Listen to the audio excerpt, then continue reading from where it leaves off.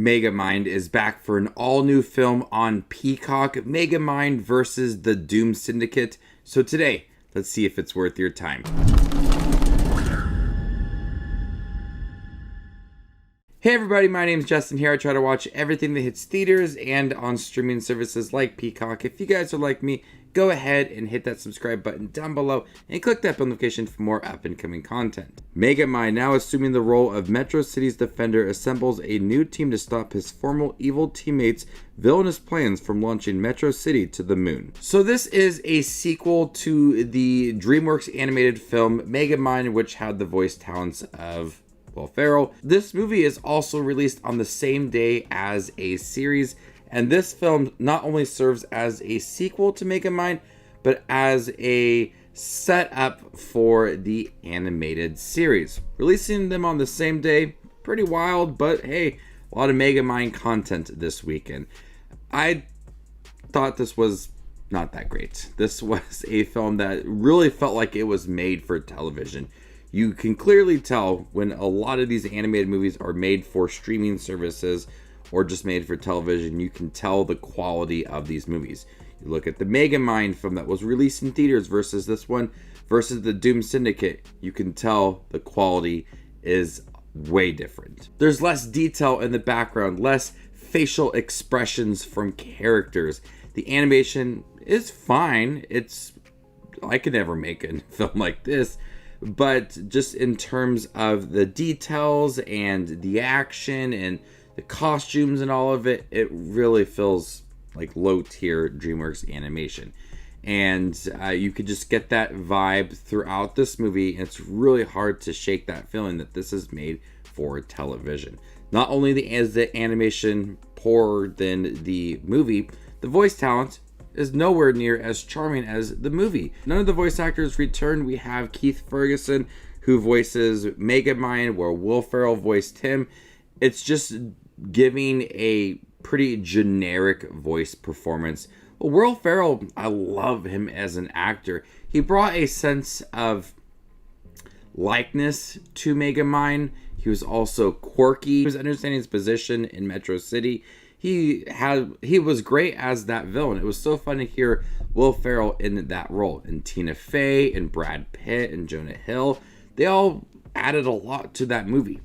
None of the voice performances in here stand out. They all feel generic. They went into the studio, delivered their lines, and that is about it. So I really could not connect with Megamind this time around, where I really liked his backstory and him as a character. Despite him being that villain in that first movie, I did not feel much for this character this time around. I did think that the story works well as a sequel, as now he is assuming this position as a hero, but his former evil teammates don't know that. And so they are in prison, and once they get out, they want to launch this plan of taking Metro City to the moon. And so they don't know that he's bad. They don't know that he's good, and he has to be very private about all of that and still try to act bad. And so seeing him try to balance his new position while also trying to keep it secret and still have those friends, I think it is a realistic story to take Megamind in assuming this new position, but also the struggles that come along with it, and having people that have known him in the past not accepting that he is that hero. It's the right step for a sequel. I really wish it would have been in theaters and brought back Will Ferrell and all the other voice talents, because you could tell that the story worked, but it just did not go into all of that depth. It didn't have all that excitement. It didn't have all that detail. It didn't have that charm. It really just was a lackluster animated film. And a lot of the jokes do not work. Him trying to balance being a hero and being a villain did not work as well. Some of the new characters I found to be kind of obnoxious. Just, they didn't know what to do with some of the characters. Like Chum, his friend in the movie, and his sidekick.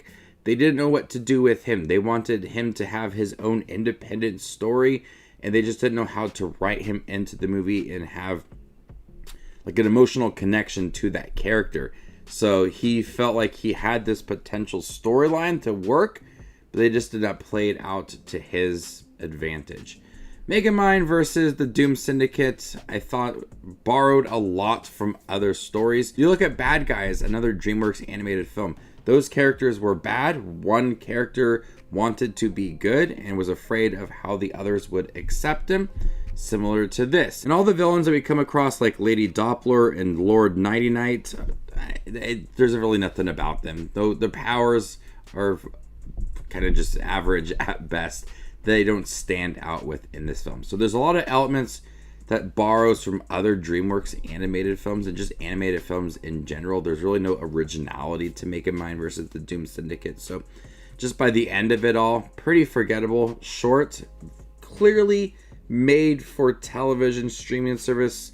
The animation's fine, but nowhere near as good as the movie. The action, the characters, the voice acting, it's just easy to look at both and see that there's much more production going into the movie that was released in theaters versus this one on streaming service.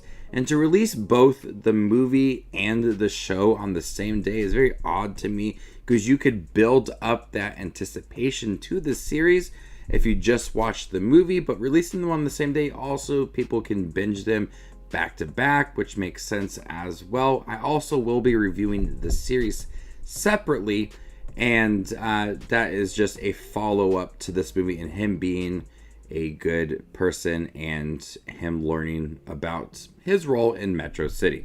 So Megamind versus Doom Syndicate, I didn't really care for it. I knew going into it wouldn't be as good as the movie, but I didn't expect it to be this bad. So before I give you my score for Megamind versus the Doom Syndicate on Peacock, make sure to check out my channel. Here I do movie reviews, trailer reactions, ranking videos, tier lists, all that fun movie-related content that you see on YouTube. I do it all here, so hit that subscribe button to get it all in one spot.